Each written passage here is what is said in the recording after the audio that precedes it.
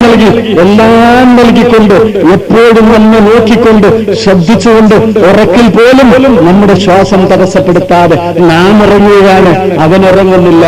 നാം അശ്രദ്ധയിലാണ്, അവൻ അശ്രദ്ധയിലല്ല.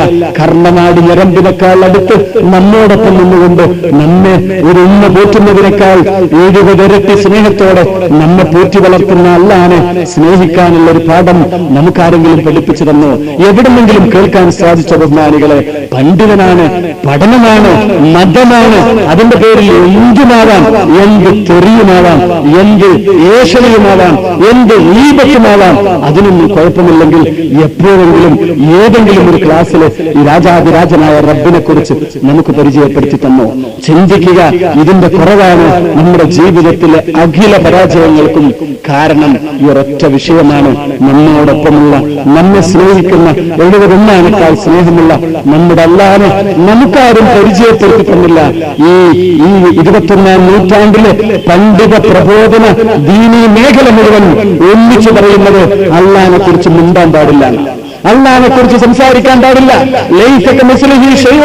അവനെ പോലെ ഒന്നുമില്ല, അവനെ ഉപമിക്കാൻ പാടില്ല, അവനെ കുറിച്ച് ചിന്തിക്കാൻ പാടില്ല, അവനെ കുറിച്ച് പഠിക്കാൻ പാടില്ല. അതുകൊണ്ട് നിങ്ങൾ നമസ്കരിച്ചോളൂ, നോമ്പ് നോറ്റോളൂ. അല്ലാഹനെ കുറിച്ച് പരിചയപ്പെടുത്തി കൊടുക്കുന്ന, അല്ലാഹനെ കുറിച്ച് വല്ലതും പറഞ്ഞു കൊടുക്കുന്ന ആ തരീഖത്ത് പിഴച്ചതാണ്, അതന്നെയാണ് അതിന്റെ പിഴവ് എന്ന് പറയുന്നെങ്കിൽ നിങ്ങൾ ആ പിഴവിനെ പരിഗണിക്കാതിരിക്കുക, അല്ലാഹുവിനെ കുറിച്ച് പഠിക്കാൻ തയ്യാറാകുക. ബഹുമാനികളെ, പരിചയമില്ലാത്തൊരു വാക്കിനെ എങ്ങനെ സ്നേഹിക്കും? എങ്ങനെ സ്നേഹിക്കും?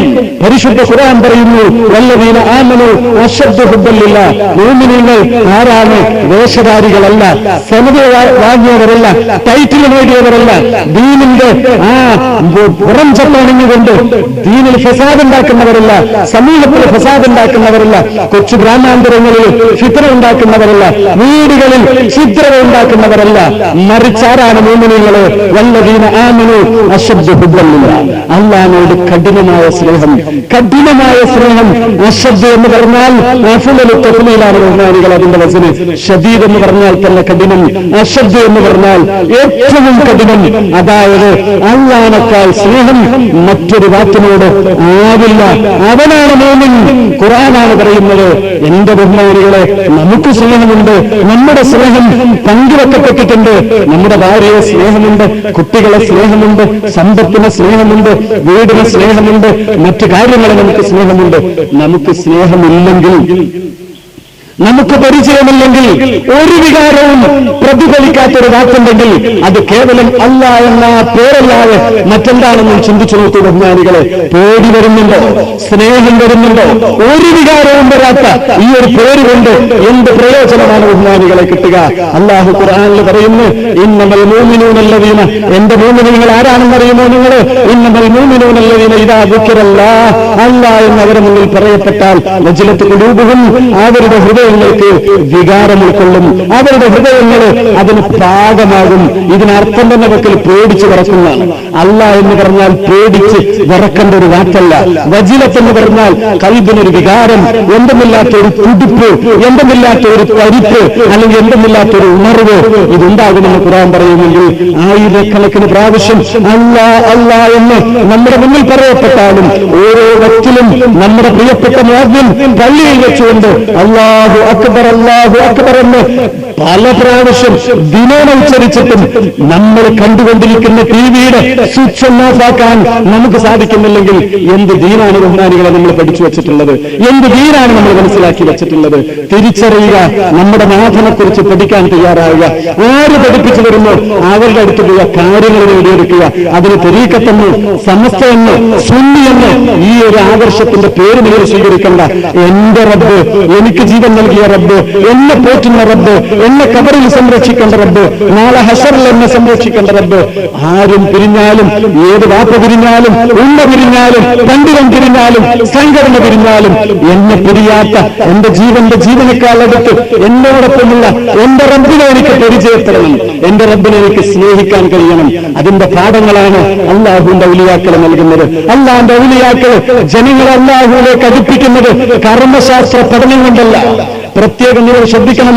കർമ്മശാസ്ത്ര പഠനങ്ങളുടെ ഫാലഫാലയുടെ സർഫ് കൊണ്ട്, നഹവ് കൊണ്ട്, മന്തിക കൊണ്ട്, ഫൽസഫ കൊണ്ടല്ല ജനങ്ങൾ അല്ലാഹുവിന്റെ വഴിയിലേക്ക് കൊണ്ടുവന്നത്. നിങ്ങൾക്കറിയുമോ, ഇന്ത്യയുടെ ചക്രവർത്തി എന്നറിയപ്പെടുന്ന സുൽത്താനുൽ ഹിന്ദ് ഖാജാ മൊയ്നുദ്ദീൻ ചിശ്തി അജ്മീരി തങ്ങൾ 92 ലക്ഷം ജനങ്ങളെ ഇസ്ലാമിന്റെ സൽപാണ്ഡാവിലേക്ക് കൊണ്ടുവന്നത്.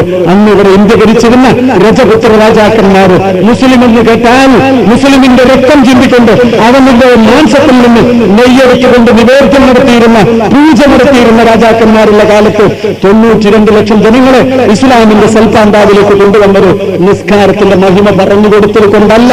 നമസ്കാരത്തെ ചെറുതായി കാണുകയാണെന്ന് ഒരിക്കലും തെറ്റിദ്ധരിക്കരുത്. ഞാൻ എന്തെങ്കിലും എന്ന് പറയുമ്പോൾ മറുവശം ചിന്തിക്കരുത്. അത് ചിന്തിക്കുന്നവരുണ്ട്, അത് പ്രചരിപ്പിക്കുന്നവരുണ്ട്. ഒരുപക്ഷെ ഇത് വേദി വെച്ചുകൊണ്ട് അതായിരിക്കും സംസാരിക്കുന്നത്. എനിക്ക് പ്രശ്നമല്ല, ഞങ്ങൾക്കത് പ്രശ്നമല്ല.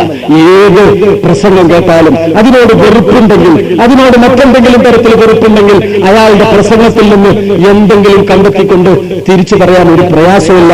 നിങ്ങൾ ഈ ഈച്ചയെ കണ്ടിട്ടില്ലേ?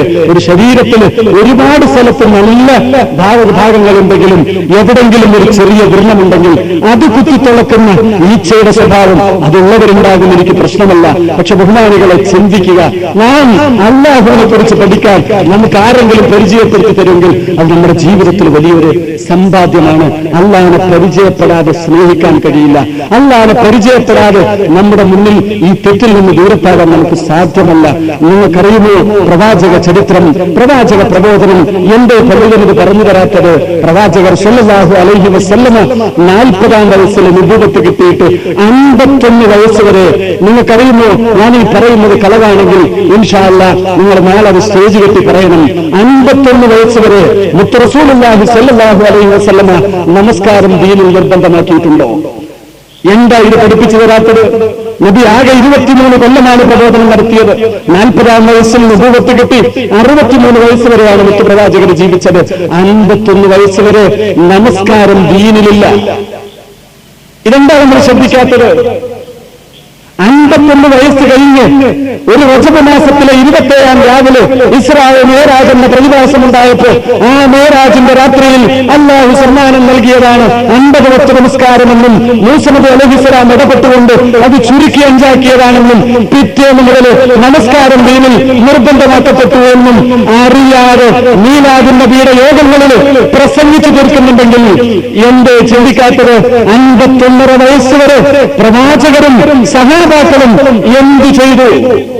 ഇത് നിങ്ങൾ ചിന്തിക്കുകയാണെങ്കിൽ, ഇതിലേക്ക് നിങ്ങളുടെ ശ്രദ്ധ തിരിയുകയാണെങ്കിൽ, മറ്റൊരു കാപട്യവുമില്ലാതെ, മറ്റൊരു സ്വാർത്ഥതയുമില്ലാതെ തന്റെ വയറ്റിപ്പഴപ്പിന് വേണ്ടി ദീനിനെ ചൂഷണം ചെയ്യാൻ തയ്യാറില്ലെങ്കിൽ നിഷ്കളങ്കമായി ചിന്തിക്കുക.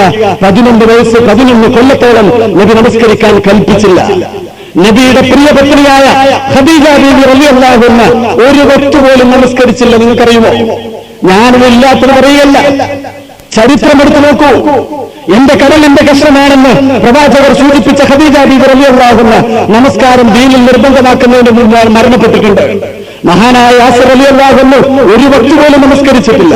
എത്ര സഹാബാക്കള് അന്ന് ജീവിതം പൊലിഞ്ഞുപോയി.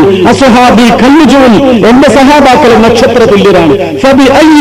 അവരിൽ ആരെയും ഇഖ്തദൈത്തും ആരെ പിൻപറ്റിയാലും നിങ്ങൾ സന്മാർഗം സിദ്ധിക്കുമെന്ന് പറഞ്ഞിട്ടുണ്ടെങ്കിൽ എന്റെ 51 വയസ്സിന്റെ മുമ്പുള്ള കാലം, നമസ്കാരം നിർബന്ധമാക്കുന്നതിന്റെ മുമ്പുള്ള കാലത്ത് സഹാബാക്കളെ വേറിട്ട് നബി പറഞ്ഞില്ലെങ്കിൽ അവരിൽ നിന്ന് നമുക്ക് ഉൾക്കൊള്ളാൻ പാഠങ്ങളുണ്ട്, അവരിൽ നിന്നും വിജയിക്കാനുള്ള പാഠങ്ങളുണ്ട്.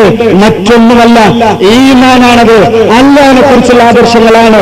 പിന്നീടാണ് കർമ്മങ്ങൾ ദീനിൽ വരുന്നത്.